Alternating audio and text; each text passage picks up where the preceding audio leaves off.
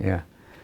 There seems to be a completely exaggerated and unnecessary discussion about the use of the so-called divine name.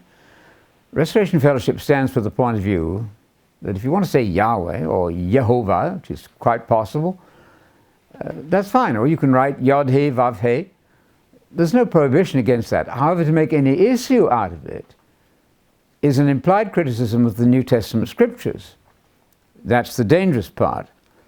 Nehemiah Gordon has informed us that there are texts where the pronunciation appears to be Yehovah, and that's quite possible. It doesn't matter to me in the slightest. We've certainly not suggested you mustn't say Yahweh or Jehovah. It's a choice. The point that I would make is this, that in New Testament Greek scripture, which is our latest canonical material, the last word from Jesus and the whole of the New Testament apostolic writings, they do not make any effort at all to write the divine name in Hebrew. None of the sayings of Jesus, apart from quotations of the Old Testament, would reflect the word Yahweh at all. That's fine. Jesus talks about Lord of heaven and earth. That's not Yahweh. Doesn't matter. It so happens that Jesus obviously prefers the title Father. That's the concentration in the words of Jesus. So if you want to sound like Jesus, you can go on using Father rather than Yahweh. So it's a complete non-issue.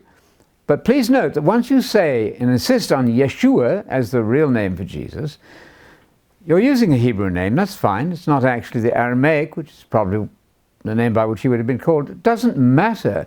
The fact is that Greek New Testament inspired scripture has modeled the idea that these Hebrew names don't matter. They're translated into Greek. That's fine. Not an issue.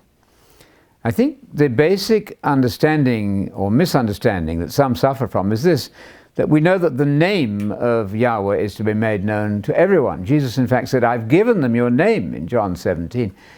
But you see, we're hearing that possibly as Westerners, and we're reading it through the very dull understanding of the Western world, instead of hearing that in a Hebraic setting. What that means is the name, everything that God stands for, is to be made known. His character, his plan, every ounce of truth about God is to be made known. That's God's name. Now, it does so happen that in the Greek scriptures, the meaning of the name in Greek, as the one who is and who will be and so on, the one to come, that is made known. That's an understanding of it.